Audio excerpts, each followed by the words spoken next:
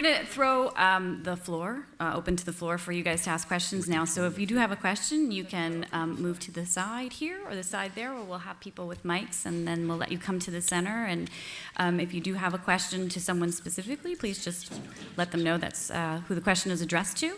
But otherwise, please, we'd love to hear questions that you may have for these guys. There's these people asking questions or running away? Okay, go ahead. Yes. Hi. I knew it was good for them. I'm Sarah. Hi. I know in the industry you hear all the time that like actors and actresses will be on a project and they're not able to do any other shows, and you've told us how hard show running is. How you see like Chuck Lorre, Chandra Wilson, J.J. Abrams build as showrunners for multiple shows at the same time. I was wondering how they do it, or is it just a title? I do not know how they do it. I saw Joss run Buffy, Angel, and Firefly all at once. I'm watching Eddie and Adam, who I work for now, run once, and then Zach Estrin is also running Wonderland, but they're still involved in that. They sit in the room and going like, this is too big a job for two people when it was one show. Like now it's two shows. It's just very, very hard. They work very hard. But pragmatically, when you do that, you have a show-running partner who is full-time on each of the shows. Yeah. So, for Chuck, Steve Millar on Big Bang Theory, and Al Higgins on Mike and Molly, and I forgot who it is on this year on 2.5 Men, and then on Eddie Gordetsky on Mom. And so you have somebody who is full-time the showrunner of that show, and the person is coming in and dealing with it that way. David Greenwald ran Angel, and Tim Minear was running Firefly when Joss was. And yet, I think it's very hard for that person, that original person, to stop doing an awful lot of that showrunner stuff. I think they actually do end up spreading themselves very thin, because it's hard to, after you've created the original world, to sort of hand that off in a genuine, it's yours kind of way. I have run two shows at the same time, and what had to happen was that my area of focus had to be on script. So I had to give up post on Bones and have someone else do post, and only give notes without being, do it my way, which was very, very difficult. And I learned finally to let someone else run the room. And so that I'm not in the room for 6 or 8 hours a day because I'm doing other showrunnery things. But I once asked another showrunner I know how he did it, and I will forever be grateful for his answer, which is, he says, I bail on at least one of the shows. I just totally bail.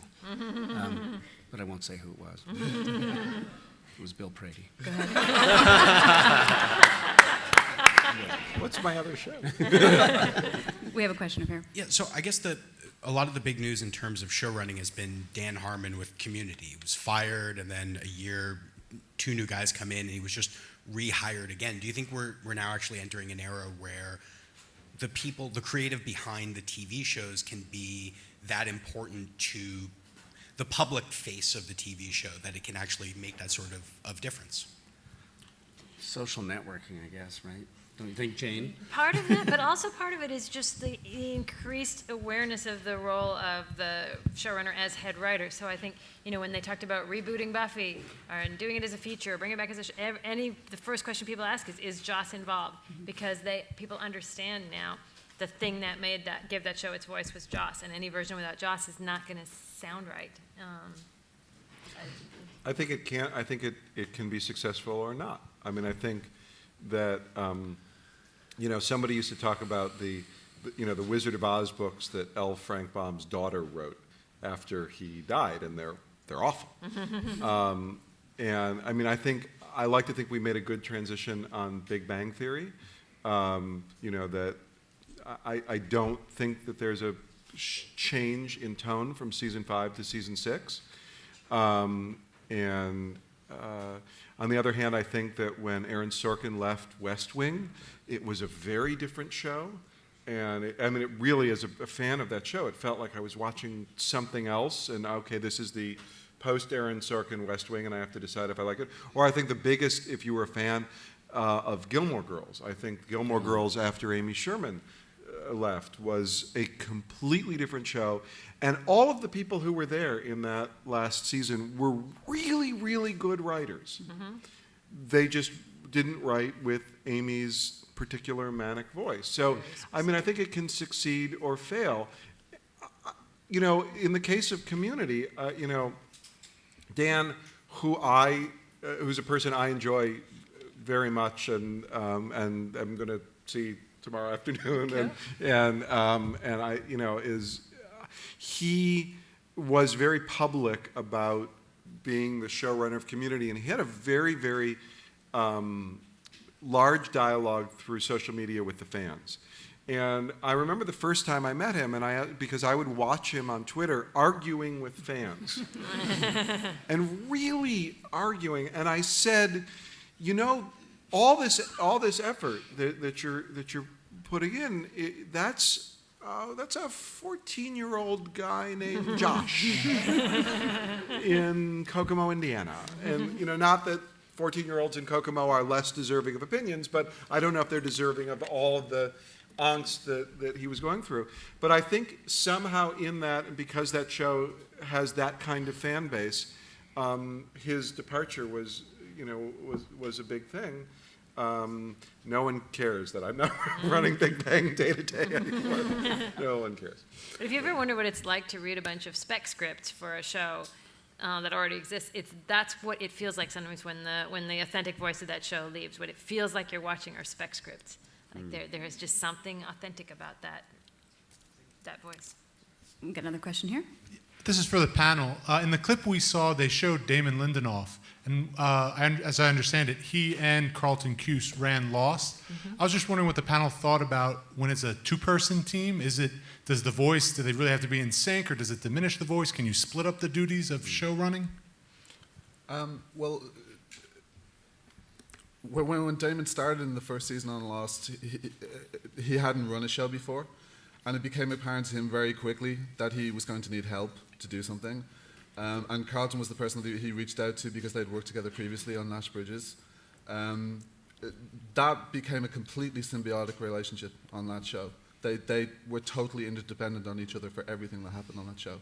And it's really notable in the film. One of the reasons I really wanted to talk to Damon in a way about it as well was, for me, they're almost the people, they're the most prominent showrunners in the eye of the public at that time in a way that hadn't really happened before.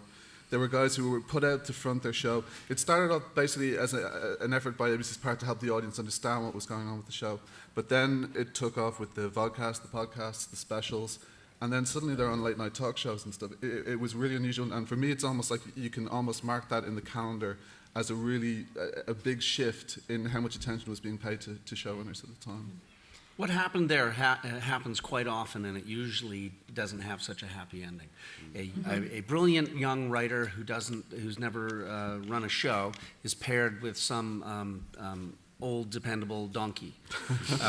I say that because I've been that old dependable donkey many times. And usually it's a tough go, because that poor young writer wants to have all the power of the showrunner, but needs the help of somebody who knows how to run a show. And that was a particularly galvanizing. The two of them had a great meeting of the minds, but we've all seen it go really wrong. I've been on shows where the showrunner and the old donkey have a fight, and there's a power struggle, and somebody wins, somebody gets fired, and the show usually suffers for it. It's a tough go. In fact, I would say that's the more likely, the more common outcome. What they're trying to do about that, at least in drama, is have, when that young genius comes in, have the old donkey, I'm going to stop saying that now, have the old hand work with him or her right from the beginning. In a kind of, they call it supervising, but it's really finding out, it's an arranged marriage, and you find out if it can work.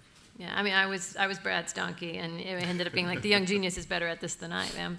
But the other dynamic is, like, right now, working for Eddie and Adam at Once in Wonderland, is that they were a writing team and have been a writing team, like, knew each other since college, and that's a very different thing, where they have been sharing a job, an office, a salary for all of these years. They read each other's minds, and they do split up the duties.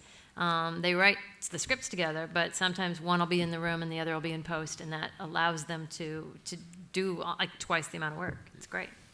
We have a question from the left. Is this on? There we go. Yeah, there you go. I would love to hear about how the collaboration between the independent filmmakers and the showrunners came to place.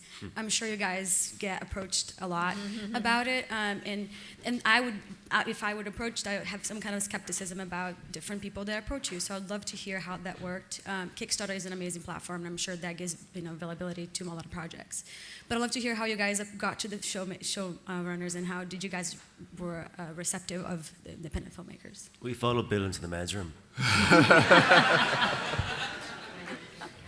Yeah, it's kind of different with everybody. We had a very slow start. I mean, when we came over originally and we started around fall 2010, we knew no one. We were unheard of over here, and it took a while. But I think a genuine plus for us was that we're genuinely huge TV fans. I think it comes across in the way that we approach people and interview people. I hope it does, anyway. And we were very, very lucky that Jane, in fact, was one of the very, very first people who agreed to sit down. We had lunch in the ArcLight Hollywood one day. Yeah, but do you remember what happened? Like, I agreed to sit down with you, and then Caprica started going south, and I called you and said, I can't do this. Like, I can't talk about show running. I'm stepping down. So it took a while, and you got some other people, and then I came back and was like, oh, okay. Yeah, I think it was a little reassuring when we were able to put together a little reel around March 2011 that we released just within the industry, and a lot of people found it. And one of the things that actually greatly helped us was the assistance to some of the guys kind of spread the word and helped us a little bit, and that's some of the ways that we got to people. And then, amazingly, people agreed to a certain extent. And Hart we kind of ambushed because at the end of his interview, because his interview was just so good, seriously, I would put it as a DVD on its own. It was my birthday present. But we asked him then at the end, could we come back and do some more, and he very kindly agreed. And it took a while to set it up, but we had an amazing time with him. And we've had an amazing time with I have to say, I'm kind of blown away sometimes. We put together a wish list of people, and we got almost everybody on that wish list, and I think that's kind of extraordinary. And being here and having these people on the panel is kind of extraordinary as well. So. I mean, there's a certain amount of critical mass. Like, we see, if you send us an email and says, I've got this person, and if you've got the Joss's name, like, who's going to say, well, I don't know about this. Same fly by night. Yeah.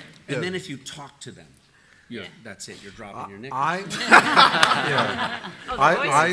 found Des has a very, very thick accent. I did not understand a lot of what he was saying or... Thank you, what or where I was going. I didn't. You thought it was a documentary on James Joyce. But it led to good thing. Des and I drank in Dublin. It led to that. Really? Yes, we did. Yes, I didn't get to drink with Des in Dublin. Well, you're more than welcome. If you want to go, everybody's welcome. But I genuinely am kind of. I mean, I hope you're getting a sense at this point of just how entertaining it can actually be to sit down with these people and have a conversation. So I'm actually kind of hugely missed that. Well, you asked good questions. That's the other thing. That you asked good questions, not. Thank you. What's David Boreanaz like? What is he like? Yeah. What is he like? Just. Yeah, we ran into him. Oh, I don't know. Is there a time for? Well, I don't know. Should we tell us? Yeah. Okay. Just in relation to the way things can karmically work out sometimes. We've been trying to get a hold of Joss for a long, long time. We'd gone through kind of agents, reps, the kind of traditional formal route that you might do, and it wasn't kind of happening. And we were at a meeting one day with some people from Bad Robot in the Fringe offices, and we walked out the door and Joss was talking to somebody in a car park. And we said, okay, this has to be. So myself and Ryan hung around until he finished his conversation, and we then chased him down the car park with him looking over his shoulder, kind of listening to people in weird Irish accents going, Joss! And saying things like car park. He drives a Prius. Yeah. But he very kindly did take the time to stop and listen to what we had to say. And when we finished our little pitch, he was like, yeah, there's a couple of things I'd like to say about showrunning. So, and the other amazing thing about that was we actually shot the interview with him on the Monday morning after the Avengers opening weekend. And that was supposed to be the beginning of his first vacation in 2 years. And he gave us time that day, so I think that was awesome. That's great. Thank you, Joss. Thank you, We Joss. can take one more question. First of all, is this on? Yeah, I'm sorry. there you go. You got to speak into it. I really enjoyed the clip that we saw the Thank you. documentary. I think you guys did a great job, and I'm looking, and my brother are really looking forward to seeing it when it comes out. And I'm a huge fan of the shows here too, and I think that's important to say. You guys do a great job. It's a two-part question. I'll try to say it very quickly. Can you just take us through, and it's for the showrunners, through your day, like, what you do when you wake up, do you write? I know that might take too long. And then how do you balance it with your personal life? Do you have compassionate, partners? And so that's it. I mean, show running is destructive to relationships. I mean, to be honest, one of the reasons that I'm no longer the day-to-day showrunner of The Big Bang Theory is that it was destructive to my marriage, because there's nothing left of you when you get home. You're a squeezed out tube of toothpaste. And I remember there was a show called Herman's Head. Do you remember Herman's Head? Yeah. So well, I don't know why you're applauding that you remember it. There's a state called Montana, but I was talking to a guy who worked on it, and it was a horrible job. And the showrunner of that show worked 7 days a week. They finally broke up the writing staff into 2 groups. And so they were working simultaneously because they had fallen behind in scripts. And they worked 7 days a week for 4 months, not a single day off. And they finally caught up to the point where they said, we can take a day off. And they're talking about, what are you going to do? And one guy's saying, I'm thinking I'm going to play golf. I haven't played. One guy's, I'm going to spend the day with my kids. And the showrunner said, I'm going to sit in a chair till the shaking stops. And so it's really destructive. You watch. We have seen, I'm sure, without I can guess. We have seen marriages fall apart and relationships fall apart. You see on shows where people, like on sitcoms where you're working round the clock, and the worse a sitcom is, the more hours. If you remember Platypus Man on UPN, we slept in the office, look it up. You see affairs happen. You see horrible things happen to relationships because you're pulled away from your family. And I'm so lost in the pain of this that I don't even remember the other half of your question. What was it? Yeah. Oh, I don't know what the other half of the question, but I remember what was the day like? Day to day. Yeah. The day like. I mean, that's... It's it's different. It's different in 1 hour, and it's different in half hour. The easiest way to look at the day is that it contains more things to do than there are hours to do them. In the world of 1 hour, like what these guys are doing, there's writing, there's shooting, they have a huge burden in editing, because in 1 hour editing is the last place to write the script. You can't do that as much in 4-camera half hour, but what we have to replace that is run-throughs, and we rewrite the script every day. So we'll see a run-through, we'll do a punch-up every day, and you're always falling behind in the next thing. You're falling behind in next week's script, or and then there's casting, and then there's other things. I have a tale of post-production. I'll take you through my Tuesday, which I was working at once. So I was in the room all day. Brad, running husbands, had to sound mix. It was supposed to be from 1 to 3. And then he had a thing that evening to go speak to the LGBT committee at the Writers Guild. At 1 o'clock, he starts the mix. At 6 o'clock, I get out of work, and I'm going like, are you still there? He's like, yes, I'm still here at the mix. There's an issue, I'm working it through it. Like, should I come join you? And he's like, no, I've got it, I'm on it, but I'm not going to make it to the Writers Guild thing. So I had to go speak to the gay mafia while he was finishing up the mix until midnight that night. He was still in the mix. So you don't know what your day is going to be when you start it, or where you're going to end up, or what room you're going to walk into at the Writers Guild, which was awesome, by the way. I think you guys actually, if the cut I saw of the thing, it showed me driving onto the lot. Yeah. And then a whole bunch of things happened. Yeah. Like it was 7:30 in the morning or Yeah. something. That sounds about right. And I generally get out around 9 or 9:30. I happen to have the greatest wife on the planet. She's German, so she gets it. It's not all. It's like, let us measure what is good and what is bad. This house in Malibu is good. I can live without you.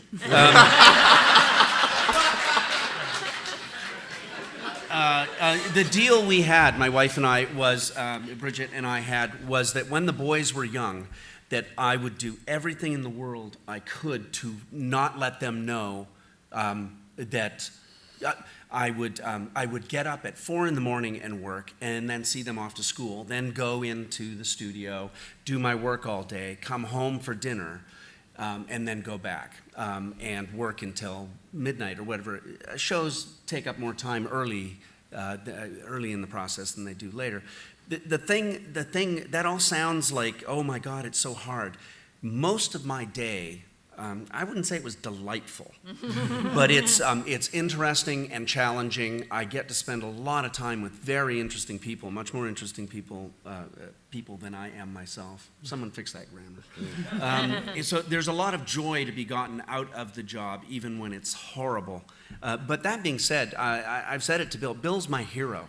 Nobody does what he does, which is walk away a little bit for the sake of their personal life. Everybody lies about it. Nobody does it. Bill's the only person I know who's actually put his money where his mouth is. You will hear all day in Hollywood how people put family first, and they're lying sacks of shit. And Bill, you're not a lying sack of shit. You actually did it. It's an amazing thing. And now I lost track too. We're good. That's good. And actually, that comes to the end of our panel time. God. So, on